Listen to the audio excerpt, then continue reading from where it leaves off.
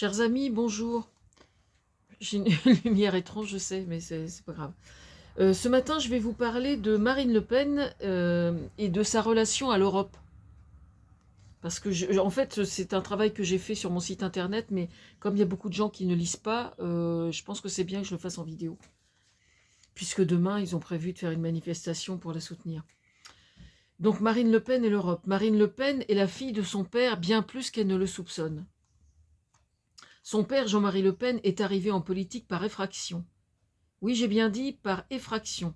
Le poujadisme était un mouvement politique qui n'avait pour seule ambition que d'entretenir l'idée selon laquelle les colonies étaient un bien pour des pays occidentaux, pour les pays occidentaux qui se revendiquaient intellectuellement comme étant supérieurs aux pays colonisés et qu'à ce titre, la seule position acceptable pour en vivre politiquement, après la guerre d'Algérie, était de faire briller aux yeux des nostalgiques des colonies ce passé-là avec justement un manque certain d'empathie, cette même empathie que dénonce aujourd'hui un certain Elon Musk, qui serait selon lui une caractéristique de gauche. Il a en partie raison sur ce point, mais j'ai une vision personnellement plus élargie que lui parce que je considère, et j'ose espérer, qu'elle est plus largement répartie sur le spectre politique que lui ne le prétend. Pour Jean-Marie Le Pen, quand je parle du manque d'empathie, c'est notamment au fil des décennies, ensuite avec les Algériens qui sont venus pour travailler en France, alors que c'est nous, la France, qui étions allés les chercher, je le rappelle, et des répercussions induites sur les générations suivantes, encore aujourd'hui, sur le sol français, et qui est à l'origine du racisme observé encore au sein du Rassemblement national, n'en déplaise à leurs partisans. Alors, que Marine Le Pen ne se prive pas de me poursuivre en procès si jamais je dis que son parti est raciste. Hein. C'est pas un problème. Franchement, au stade où elle en est, je veux dire que Marine Le Pen peut toujours jouer la politique de la cravate, de la respectabilité. L'ADN du Rassemblement national aujourd'hui est toujours ce racisme latent, quoi qu'elle dise et quoi qu'elle fasse. Mais là, le masque tombe, avec tous les dictateurs sur la terre entière qui lui apportent son soutien, au moins on sait à qui on a affaire. Hein. Bon. Le syndrome bouc émissaire au sujet des immigrés, là encore, quand on observe toutes ces entreprises qui ferment dans des petites villes partout en France, comme c'est aussi le cas dans d'autres pays d'Europe d'ailleurs, il va falloir bien ramer pour nous expliquer en quoi le fait qu'il y ait effectivement des immigrés en France pourrait d'une façon ou d'une autre en être responsable. Pour l'heure, jusqu'à preuve du contraire, c'est bien la politique de Donald Trump en ce moment-là qui est en partie responsable, alors qu'il est un de ses mentors, et pas les immigrés qui, soit dit en passant, sont le plus souvent relégués dans les métiers de service où le droit du travail est le plus méprisé. C'est comme ça, qui plus est. Mais revenons à cette accusation d'effraction, c'est ce que je prétends moi, au sujet du paternel. J'ai plus de 60 ans maintenant, c'était mon anniversaire hier d'ailleurs, et à chaque fois que je voyais son paternel vociférer à la télévision, c'était toujours pour l'entendre gueuler comme un putois contre quelque chose. Je crois que je n'ai jamais entendu pas Marine Le Pen, mais je n'ai jamais entendu son père militer pour quelque chose. Il a toujours été contre quelque chose, mais jamais pour. Selon le même principe que le roquet de service à l'Assemblée nationale il y a quelques jours, dont j'ai oublié le nom d'ailleurs, que j'ai pas retrouvé bizarrement, le lendemain je me suis dit, oh, ça va être intéressant comme d'aller voir sur Twitter le roquet de service là à l'Assemblée nationale. On va retrouver. Et donc vous pensez bien qu'ils sont pas allés mettre ça sur les réseaux sociaux, parce que franchement c'était éloquent. Hein. Mais ça va ressortir, vous inquiétez pas, ça va ressortir. J'ai trouvé ça hallucinant, hallucinant. Bref, faire de la politique au sens noble, c'est faire face à des problèmes de société qu'on observe et échafauder des projets de loi pour y faire face. Puis, on respecte les institutions de son pays et on retrousse ses manches pour faire valoir son travail auprès de son parti qui va le représenter politiquement.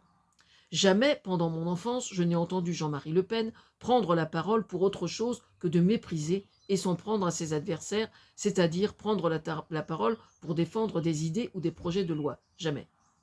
En ce sens, aujourd'hui, quand on observe ce député s'en prendre de la sorte aux juges, j'ai vraiment le sentiment que le Rassemblement national retrouve son ADN, celui de Jean-Marie Le Pen.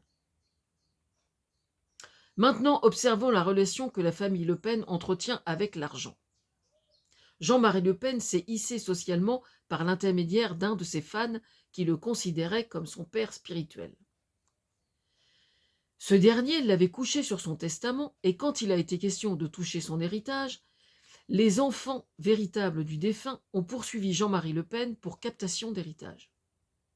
Ce n'est que par un compromis trouvé entre les deux parties que les enfants véritables ont pu récupérer une partie seulement de l'héritage en question.